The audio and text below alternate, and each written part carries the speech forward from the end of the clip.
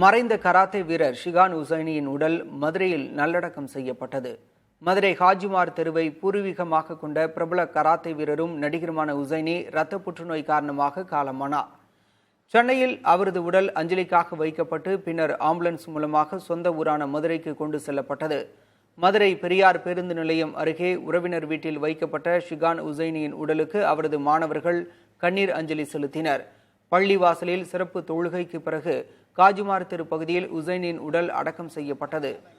உசைனி உடல் தானம் செய்வதாக அறிவித்திருந்த நிலையில் அவரது உடல் நல்லடக்கம் செய்யப்பட்டது குறித்து அவரது சகோதரர் விளக்கம் அளித்தார்.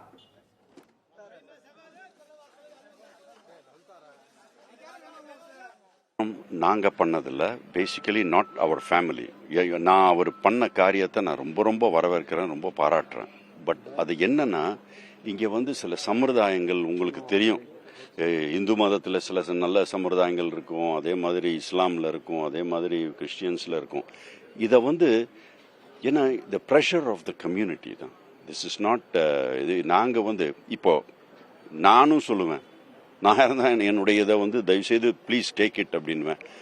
நான் சொல்லிட்டு போயிடுவேன். ஆனால் த கம்யூனிட்டி ப்ரெஷருங்கிறது உங்களுக்கு புரியுது.